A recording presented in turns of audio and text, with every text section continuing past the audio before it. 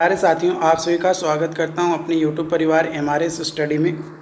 तो डियर, यहाँ पे मैं बात करने वाला हूं आपका बिहार अमीन का जो एग्ज़ाम हुआ 29 अगस्त को सेकेंड शिफ्ट में।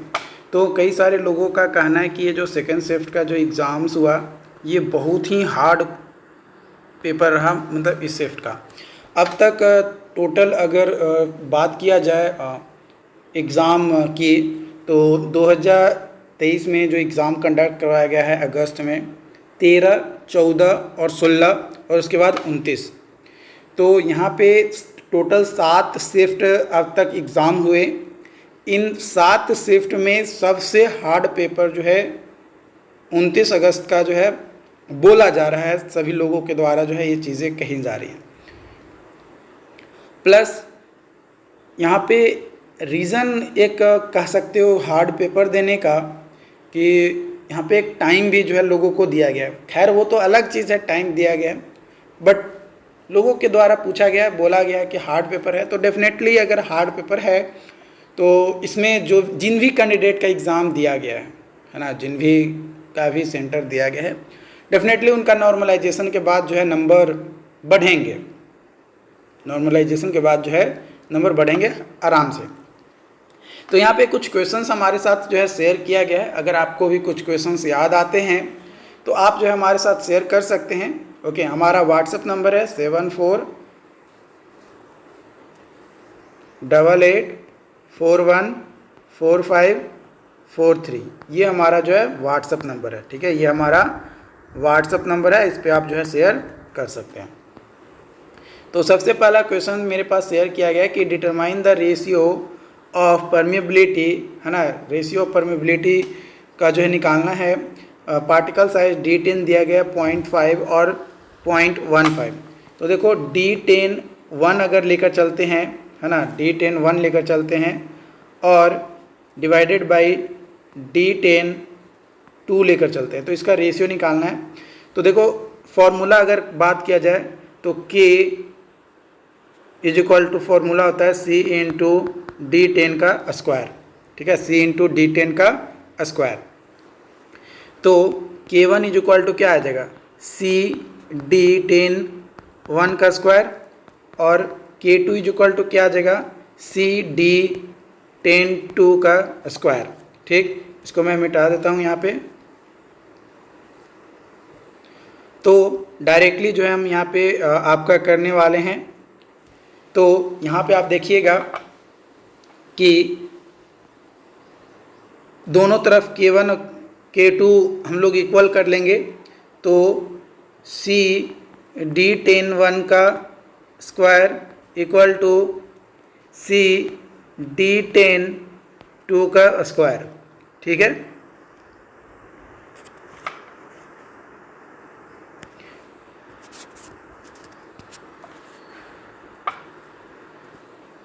तो यहाँ पे C से C जो है आपका कट जाएगा। ठीक है, C से C आपका कट जाएगा। देखो अल्टीमेटली हमें निकालना क्या है, K1 बाई K2 निकालना है। तो K1 बाई K2 क्या आ जाएगा, D10 का स्क्वायर, ठीक है, डिवाइडेड बाई D10 का स्क्वायर। तो यहाँ पे आ जाएगा 0.5 का स्क्वायर डिवाइडेड बाई 0.15 का स्क्वायर। तो यहाँ पे वैल्यू कितना आ जाएगा, 10। कितना आ जाएगा, तो K1 बाई K2 का वैल्यू कितना आ जाएगा, 10 आ जाएगा आपका आंसर, जो यहाँ पे क्वेश्चन में दिया गया है। ठीक है, तो अब देख लेना कि आपके एग्जाम में क्वेश्चंस क्या दिए गए हैं उसके अनुसार से।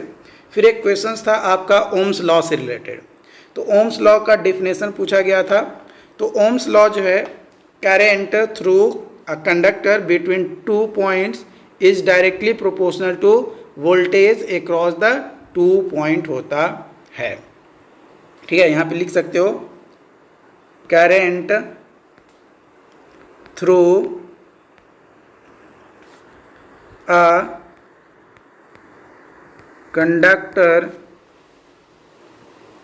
Between 2 points is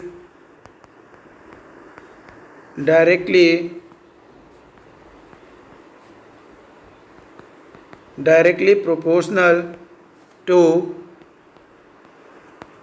voltage across the two points। ये आपका जो डिफिनेशन होता है। ओके, उसके बाद M20 का मिक्स लिखना था, तो M20 का मिक्स क्या आता है, 1:1.5:3, ये आपका जो है होता है। उसके बाद एक क्वेश्चन था कि what is the relation between percentage air voids होना चाहिए, बट यहाँ पे एयर कंटेंट भेजा गया है, और वॉइड रेशियो और डिग्री ऑफ सैचुरेशन। तो जो मैं जानता हूँ, देखो फॉर्मूला होता है NA यानी percentage air void is equal to NA is equal to E into 1 minus S divided by 1 plus E, ये फॉर्मूला होता है। और air content AC is equal to होता है 1 minus S, AC is equal to होता है 1 minus S, और percentage air void यानी NA इज इक्वल टू होता है N इंटू AC। N जो है यहाँ पे पोरोसिटी को रिप्रेजेंट जो है आपका करता है। तो ये कुछ रिलेशंस आपके होते हैं जिसे आप देख सकते हो। साइज ऑफ हम्प जो है यहाँ पे पूछा गया है।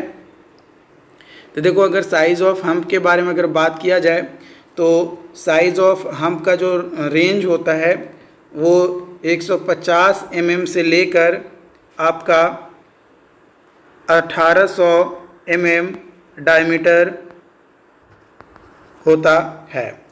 उसके बाद यहाँ पे जो है क्वेश्चन पूछा गया था कि size of asbestos cement pipe, तो इसका डायमीटर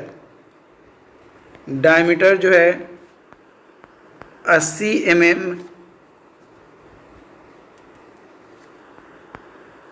mm से लेकर 600 mm आपका होता है। ओके,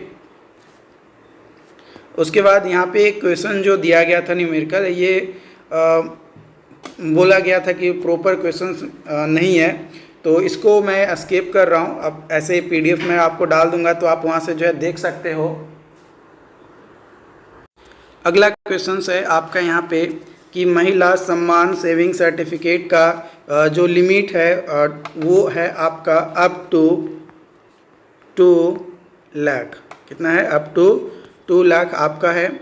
उसके बाद एक मुग़ल एम्पायर से रिलेटेड जो है क्वेश्चंस था, जो कि स्टेटमेंट वाइज था, है ना। स्टेटमेंट वाला जो है क्वेश्चन था। एग्जैक्ट क्वेश्चन क्या था मुझे नहीं पता, जो मेरे पास आया है वही आप लोगों के साथ शेयर कर रहा हूँ। फिर एक क्वेश्चन था आपका कि बल्क डेंसिटी आपका जो है 28 किलो न्यूटन पर मीटर क्यूब दिया गया है, और वाटर कंटेंट जो है 40% दिया गया है। तो ड्राई डेंसिटी जो है आपको निकालना है।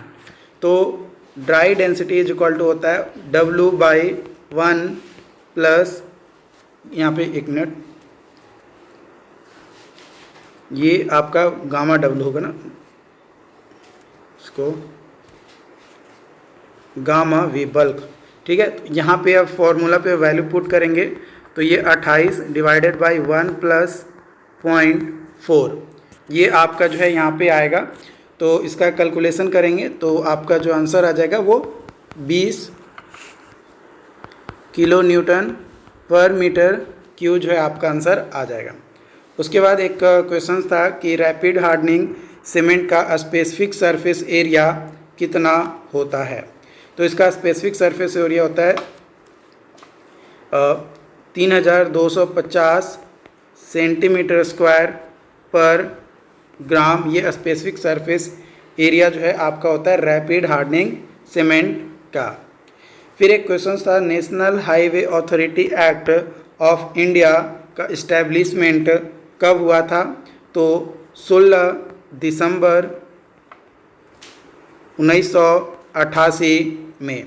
ये एक्ट जो है ये आपका प्रोवाइड करता है कॉन्स्टिट्यूशन में एक अथॉरिटी ऑफ डेवलपमेंट को, जिसमें मेंटेनेंस मैनेजमेंट की किस तरीके से जो है नेशनल हाईवे को जो है मैनेज किया जाए, मेंटेन किया जाए, ताकि एक प्रॉपर रोडवे का कनेक्शन जो है आपका बन सके। एक अस्थाई बंदोबस्त से रिलेटेड कुछ क्वेश्चंस थे। क्या क्वेश्चंस थे मुझे नहीं पता, हो सकता है कि ये ऑप्शंस में हो अस्थाई बंदोबस्त, क्वेश्चन कुछ और हो, तो कुछ भी हो सकता है। तो आप जो है हमें कमेंट करके बता सकते हैं। एक क्वेश्चन था easy to place mix design, इसका में जो है आपका ऑप्शन था वर्केबिलिटी।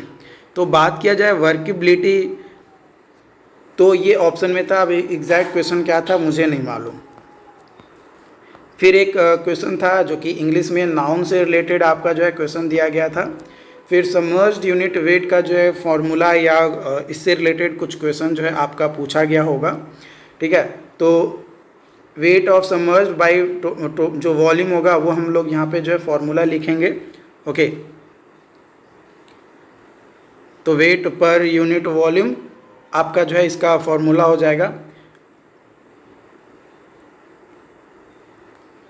वर्केबिलिटी ओके, वो तो हो गया वर्केबिलिटी। आगे अगला क्वेश्चन है आपका यहाँ पे स्टॉपिंग साइड डिस्टेंस निकालना है। 100 किलोमीटर पर आवर आपका स्पीड दिया गया, फ्रिक्शन जो है 0.35 दिया गया, ग्रेडियंट जो है 2% दिया गया। तो देखो SSD का फॉर्मूला होता है 0.278 VT plus V square by 254 गुने F माइनस प्लस, यहाँ पे देखो ग्रेडियंट में ये नहीं बोला गया कि डाउन ग्रेडियंट है कि अप ग्रेडियंट है, ठीक है। तो मैं यहाँ पे अप ग्रेडियंट लेकर चल रहा हूँ। अगर डाउन ग्रेडियंट रहेगा तो आप यहाँ पे F प्लस मैं कर रहा हूँ तो आप माइनस कर सकते हो, ठीक है।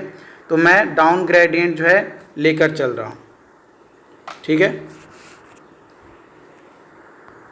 0.01 n ये आपका जो है फॉर्मूला होता है।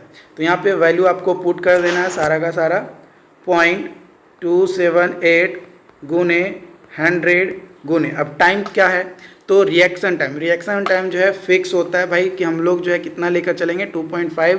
अगर हमारा कोई भी वैल्यू नहीं दिया हुआ है तो 2.5 लेकर चलेंगे प्लस v का स्क्वायर यानी 100 का स्क्वायर डिवाइडेड बाई 254 गुने 0.35 प्लस 0.02 ये हम लोग लेकर चलेंगे।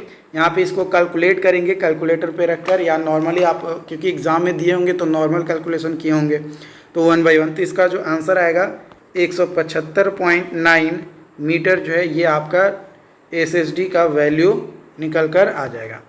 फिर एक क्वेश्चन था कि यहाँ पे कौन सा जो है फंडामेंटल राइट नहीं है ना, कौन सा जो है फंडामेंटल राइट नहीं है। तो यहाँ पे ऑप्शंस क्या था मुझे नहीं पता, बट यहाँ पे आप कह सकते हो कि द राइट